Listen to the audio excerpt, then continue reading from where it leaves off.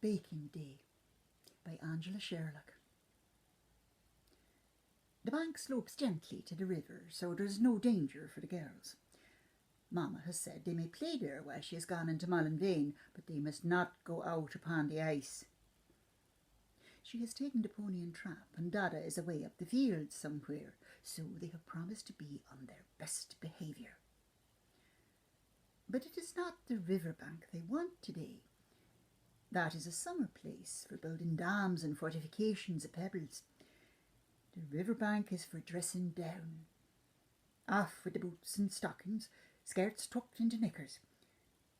It is for soft silt between the toes, and sunlight dancing on the arcs of the water they send flashing into the air.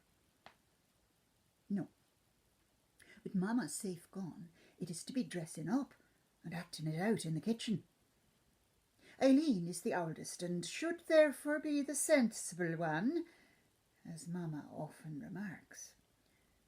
But Eileen is daring and often leads young Kathleen astray. Kathleen, it must be confessed, is willing to be led. Eileen's games are always fun, and Kathleen knows that, as the youngest, she will get off lightly. It is always Eileen who makes up the rules. We must have Mamma's boots, so as to be tall enough, and then her aprons, so as to stay clean. That's all right, she reassures Kathleen. There's aprons in the kitchen.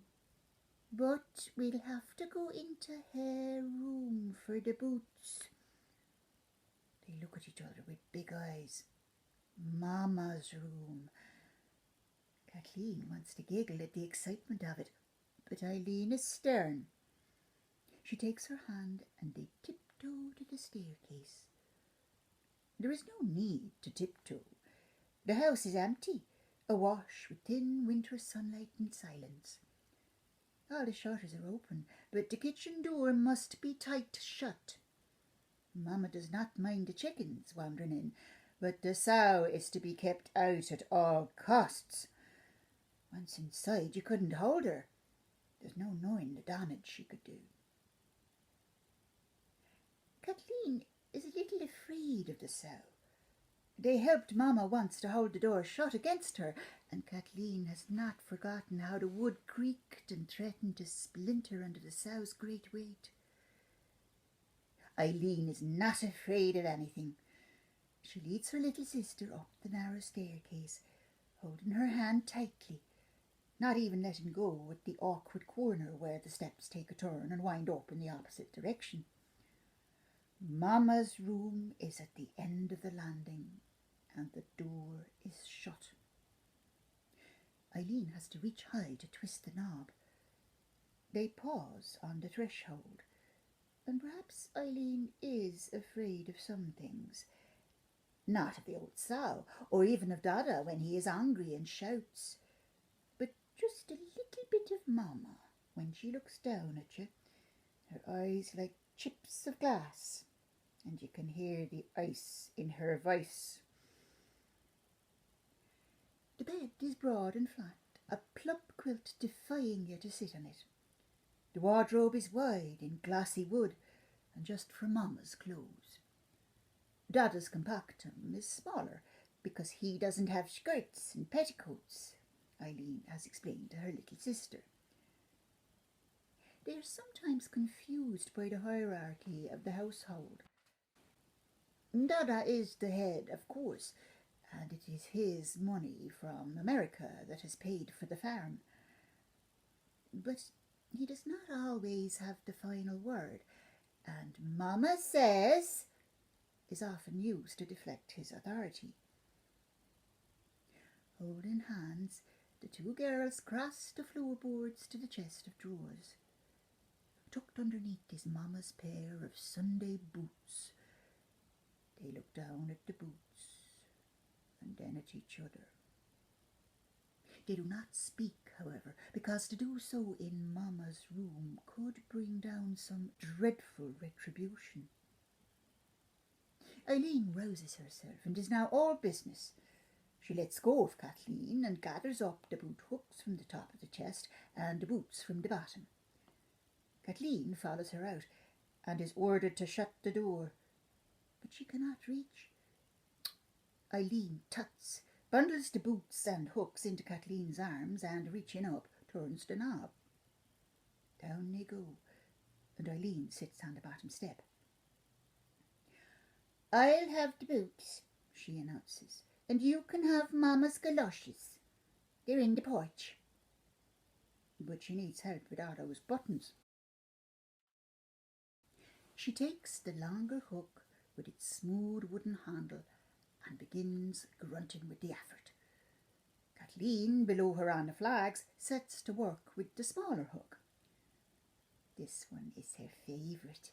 Its silver handle engraved with coils and twirls, which she thinks are very beautiful. Sometimes she can see swans' necks in the design, or curled up babies. She wants to ask Mama if she can have this one for her very own one day, but she does not dare to say it. When they are done, the boots do not look quite right on Eileen, but she totters into the kitchen, ignoring the flap of leather on her skinny calves, and orders Kathleen into the galoshes. Even worn over her boots, they are too big, and Kathleen can only move very slowly, in perpetual danger of tripping, which exasperates Eileen. 2 inches taller now, she is full of self-importance and issues orders for aprons and eggs and bowls and sugar and spice. And Kathleen gives up on the galoshes as she dances around the kitchen to her sister's tune. They are making a Christmas cake to surprise Mama when she comes home. She is to walk into the kitchen and see their beautiful creation on the scrubbed table, and her eyes are to light up, and she has to gather them into her arms and murmur her thanks and her love. So there is much whisking of eggs and flour to be done, and pinches of this and dabs of that. And then the great concoction is slurped into a cake tin and slid into the range. They are impatient for it to bake, but there is all the cleaning to do in the meanwhile. Clouds of flour have drifted everywhere, and all the bowls and utensils have to be washed. They seem to have used rather a lot. The heavy kettle is perilous when full of boiled water. They scorch their hands as they trek it across the kitchen, and Kathleen has tears in her eyes, but she does not let Eileen see. Now they have to lift the great thing up to the sink, and that cannot be done. They are too small. They set it on the floor, and Eileen looks around for inspiration. She drags a stool across, and they heave the kettle up, so now she can tilt the spout into the sink. Kathleen smooths butter into her burns to take the sting away, because that is what Mama does. They are pleased with their tidying up, but Eileen is aware that things are not quite as before. The cake, however, will make up for that, and they go off into the range to peer in at its progress. Mama's cakes rise up high and springy, and they are a little concerned that only one side of theirs is showing any sign of rising at all. "When will we know it's cooked?" Kathleen asks, and Eileen decides it'll be done just before it starts to burn. They are, however, only able to gauge this after the cake has started to blacken. "But it's just the edges," says Eileen, "and we can cut those bits off." She nearly drops the cake as she tries to slide it out of the range, and Kathleen has to help her lift it across to the table. "It seems very heavy," Kathleen says, blowing on her hands with the hot tin has awoken her burns. That's because we put so much in. It'll be grand when we cut off the edges and put on the marzipan that Mama made yesterday." Eileen's confidence reassures Kathleen and she trots off to the dresser to fetch the marzipan. Getting their creation out of the cake tin is not easy.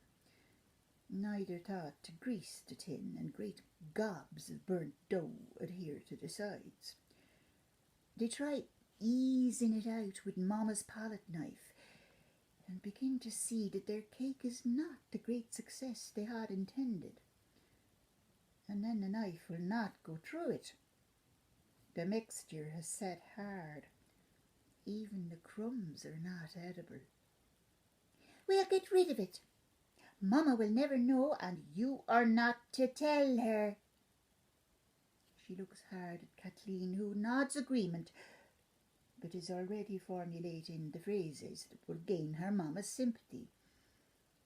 She would curl up in her lap and whisper so that mamma must listen closely, and she will tell her how she loves her and that they wanted to surprise her, but... You are not to tell her, Eileen says again. Now help me with this and we'll throw it in the river and no one the wiser. She sits on the stool and Kathleen can pull the boots off without unbuttoning them. They struggle down to the riverbank, the great lump of a thing shedding a trail of crumbs. Together they try to hoist it high, and the cake is heaved out into the water.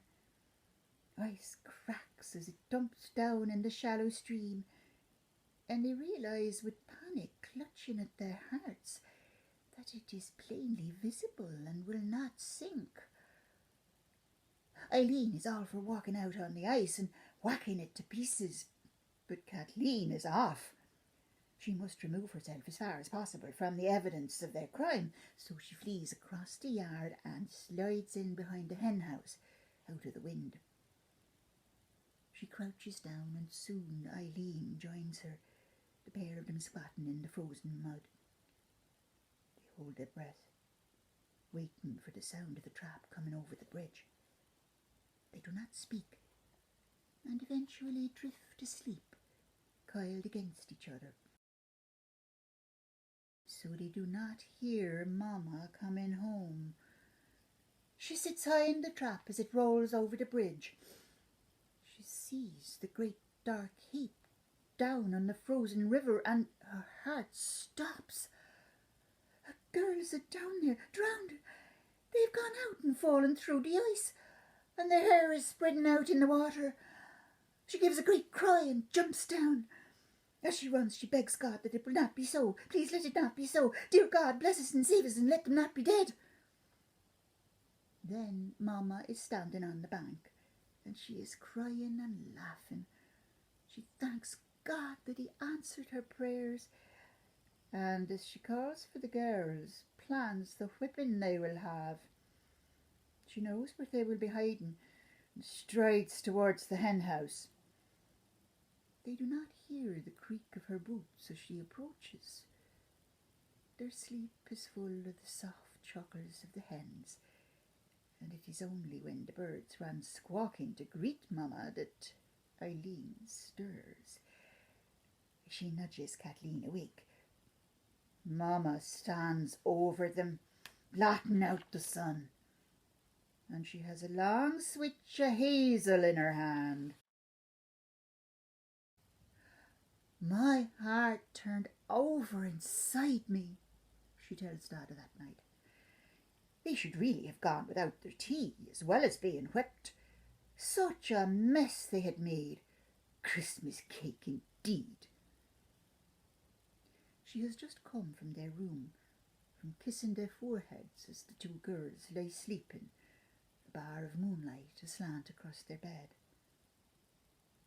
And Eileen is dreaming of tomorrow and the next adventure and the whole world waiting for her. Her sleep is giddy, and she will wake full of energy and wilfulness. But Kathleen is curled up against her sister, feeling only warmth and comfort, and she does not dream.